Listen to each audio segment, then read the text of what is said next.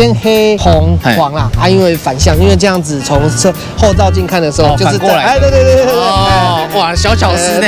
这个椅子坐起来其实没有说很舒服哦。那久了之后跟人体一起皮肤一起接触的时候，因为之前旧车有电动座椅，电动座椅有坏掉，所以想说还是用就手动的。那时候没有选最入门款的原因。对。最入门款是小荧幕，买4.5就是要有这大荧幕。中阶版本一样，这两边没有，里面的隔音棉也是没有。哎呀，这个真的是，确实，真是没道理啊！水这样子出来，不就直接浸泡到这个轮拱这里了？其实像这边就有痕迹了。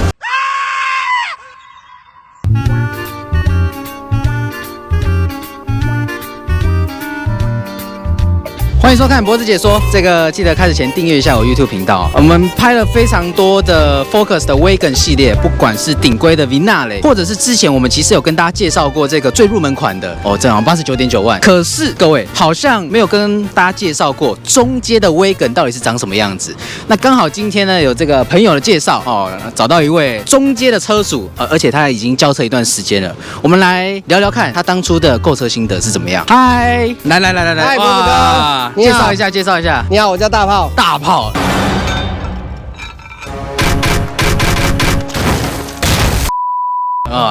大炮你的绰号是不是？对，是我的绰号。之前都叫小赖。对。OK， 好，首先这台就是我们算是我第一次拍的中阶的 Wagon。其实中阶的 Wagon 来说，现在目前算是还蛮少的，对，大部分都顶规嘛。对，路上其实老实说，其实路上看到现在蛮少，还蛮少完工出现的。我的中阶确实真的还数量不多。而且听说大炮之前是开什么车？我也是开 Focus，NK 也是福特，也是 Focus， 对，4门的，然后是 MK 几 ？MK 2.5，几年的？2011年。2011年，这样也10年多了。10年了。哦，那为什么会想要买这台 Wagon？因为其实本来那时候就想要换车，然后因为有2个小朋友，空间上面的需求，然后还有在妈妈啊，其实以2.5来说是算是拥挤，但其实那时候一直没换，是想说其实那个 NK 2.5还蛮好开的，对，就是继续开，然后那时候原本也想说要换车，对。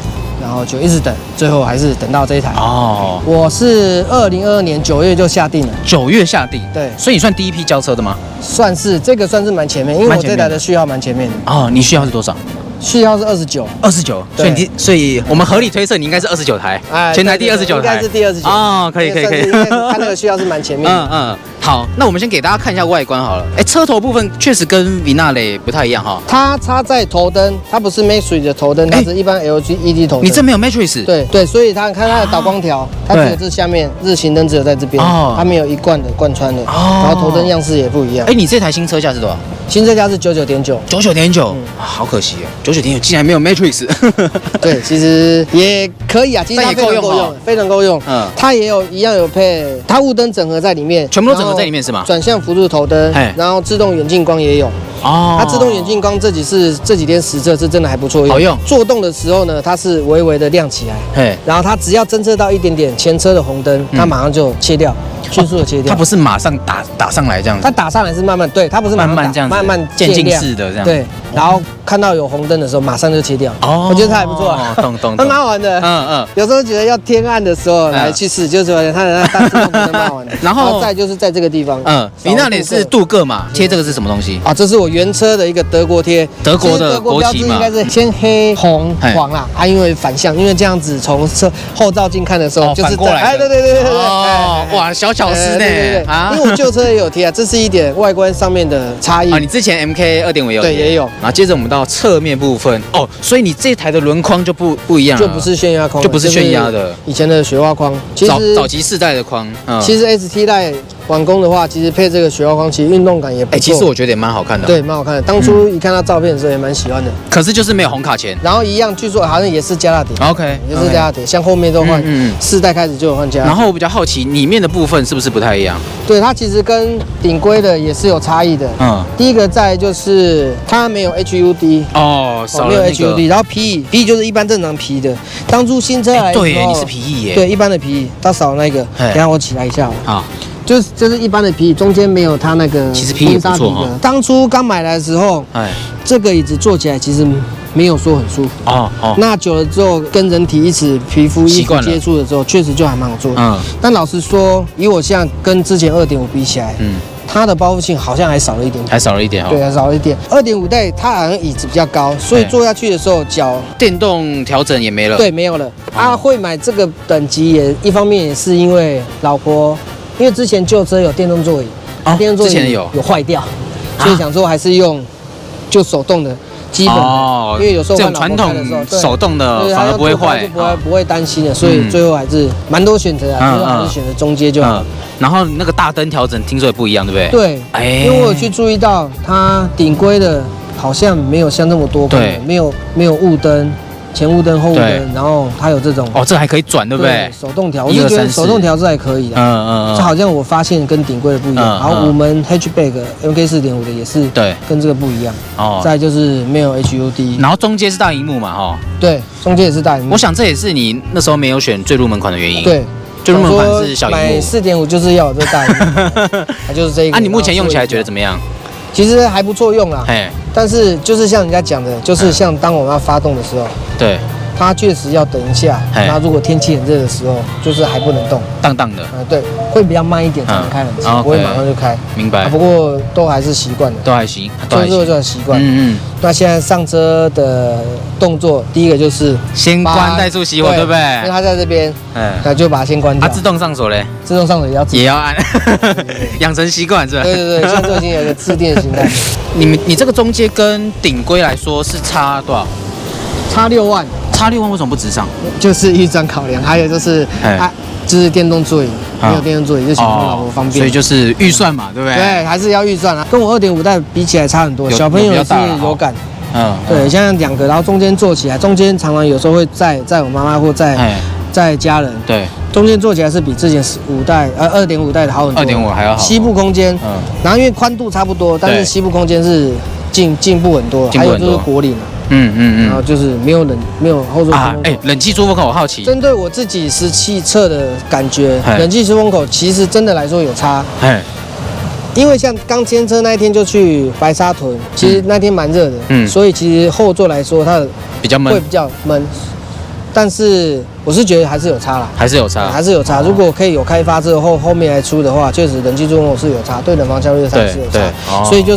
所以才会加装了小朋友的帘子还有个吸齿，对，吸齿确实对小朋友来说隔热就会好一点。然后往后走的话，你没有电动尾门吧？对。以中间来讲，就少电尾门。手动怎么样？对，其实我觉得之后会换，这个也是列入升级的一个考量。其实它没有电尾门，就是它没办法固定你的高度，就是直接打到最高。对，直接打到最高。它其实开起来是也蛮方便的。就是少了脚踢。对，其实是还蛮方便的。然后再来，我们看一下引擎室，听说很多小巧思是吧？首先第一个，我一打开我就看到了前面的胶条。对，这个地方它也是没有。对，也是等待开发或是去合，看能不能合。但是以我自己常常每1个礼拜洗一次的时候，它其实没有说到很多水渍留在这边，还好就对了。对，其实还好。然后基本上这边也是还好，没有太多水，所以这是等后面有开发或者说有套件出来，对，再做胶条的升级。OK。再就是大家很常说的发动机的外盖。哎呀，你这个也没有外盖。哎，这个确实我是觉得有时候可能需要，如果比较长的头发，不只是女车主，或是说男车主头发较长的时候，因为先前 NK 2.5的引擎式开法比较特别，它要熄火，然后从这边插钥匙孔啊，等于说对它的开法，所以它可以确保你的引擎是没有发动的状态下。现在新车都是从那边开，所以你可能打开引擎盖的时候是发动的。对。然后，但是如果没有这个发动机盖，因为这皮带在转，因为这头发长的确实会没注意到，因为你紧张可能要去看的有些东西，头发一长确实会就直接卷进去这样。对，这个确实发动机外盖可能可以升级。然后就是一样，中阶版本一样，这两边没有，里面的隔音棉也是没有。哎呀，这个真的是确实，真是没道理啊！水这样子出来，不就直接浸泡到这个轮拱这里了？其实像这边就有痕迹了，还是有一些水。对，我已经看到有些水渍哈。然后就这些就是4.5代都少掉的东西。那像你目前这样开多久了1个月？现在已经还不到1个月，不到1个月，里程3300多。怎么这么多啊？到处跑。对，以前300多，然后我1000公里是只有检查，开 Copilot 360的时候，还是专心的顾在车上，手还是放在上面。然后因为有时候真的太多状况，没办法。电脑不会去帮你那个，所以还是做กัน，但是真的是轻松很多，精神上面还是怎么样，确实跟以前比起来差很多。那比较好奇，像那个自动刹停那个，你自己用起来觉得怎么样？哦，说到这个，我曾经因为这台车有配备那个 PCA 行人侦测的系统，对，因为早期因为旧车开起来没有这些感应雷达，对啊，以前没有，所以就像正常开。有一次就是开。要对向有车的时候，我就车子过去，摩托车一过来之后，我车子就忽然有急停，它是紧急刹停，很突然的刹住，就它就显示 PCA 行人侦测作动了。那我第一次被它吓到，对，太灵敏了是吧？所以有时候这种被动安全。对于我们早期开那种旧车来说，可能一开始会不习惯。对，它太多雷达了。对，然后开那个小巷子，它雷达还是叫。对，然后你会觉得它到底撞到了。就是有时候我们换从比较传统的车子换到现在全部都电子的东西，对，可能要适应一下。目前针对这样子的配备，就是有被它这种 PCA 吓到了哈，因为真的是忽然就停下来。我。前面的没撞，但是我会被后面的撞到，因为那是在一般的乡间小路，它后面有的会跟很紧，对，大圆。当时还有考虑过哪些车款？其实，在换这台之前的时候，考虑过蛮多车。其实从2021年的时候就有大部分在看。21。然后那时候就是因为空间的关系，本来想说要换大一点的，然后本来就要开休旅车，所以那时候主流的休旅车都看过，途尚 L、酷咖，然后 CRV， 对，两款的旧的途尚都开了。哦。然后还有一些像 URX 那些纳智捷那个也有开过，然后其实那时候本来也想说喜欢 CRV， 因为其实 CRV 的也不错了哈。对，但后来还是又把这个换车计划暂缓。然后一直到去年9月的时候，有一直在接洽业务，就说可以订这台车了。对，他说这台车终于可能要出来了，所以9月就先下定了，就先写订单了，所以就一直排一直等。那其实本来在换这台车中间，其实蛮多故事的。本来也差一点要下定其他车款，因为那时候本来老婆想说要换5+2的，因为比较可以做更多的家人。对，那时候真的是差一点了，要下定某牌的车子了。然后最后辗转经过很多的故事曲折，最后还是买了自己心目中的理想的车款。因为其实等很久，而且这台已经是 Focus 的最末代了，不会再有5代。对啊。然后他也在这个时候终于推出了旅行车款。那为什么会买旅行车？是想说，其实休旅车空间大，但是它车高，比较晃是吧？对，我还是喜欢比较低底盘，然后有带一点超越性的。所以我最后还是等旅行车了。那当初其实旅行车还有很多可以选，然后有 Skoda 的Octavia，还有其他的比较高阶品牌，都是比较中阶，但是国产的确实没有。对，国产没有哈。对，后来想说还是选这一台，真的让我2月等到了，然后也在3月11的时候签到这台车。因为其实这个中阶其实有等了一段时间，因为中阶它生产量没有那么比较，对，没像顶规那么多。对，所以最后还是选了中阶，所以就等了一段时间，到3月11才交车。其实看得出来。这个大炮对于这台车蛮有爱的哈，其实对 Focus 都有爱，对 Focus 啊，哥也是开一台，对，OK，现在是希望，没想到8年后一样又是 Focus 了，一样浮粉。你看我今天穿扮啊，对，你还特别 set 过呢啊，对，哇，就当初买下来的啊，连帽子也是啊，对，这是参加福特活动送的。哇，你真的是对福特满满的爱，是还不错啊，它真的确实 CP 值蛮高，但是老实说，其实没有一台车是完美，这台车其实或许还有很多通病，像我 NK 2.5也花了很多在维修上，对，在一些通病的改善上，对 ，OK。所以今天感谢我们大炮的分享，这台中阶的各位观众朋友，对，哇，真的是看得出来，中阶确实现在数量比较少，分享给对这台车有兴趣。其实有时候不一定要跟着大家买顶规，对不对？但老实说啊，顶规真的是蛮香的啊。对啊，也是啊。光那个铝圈头灯，其实还有一个补充一点，头灯也是那时候也是考量，因为头灯确实这一组的大灯确实比 Matrix 可能来的便宜一点点，因为有时候。难保意外嘛，对，所以换起来还是选择中阶就好了。但主要就是看预算了哈，对，看预算跟需求。对，像你刚刚有提到电动座椅，对不对？没错。好，那今天感谢我们大炮的分享，那记得订阅我 YouTube 频道，那我们就下部影片见喽，拜拜。Apple Pie Mini Evo 跟 Ultra 好评不断。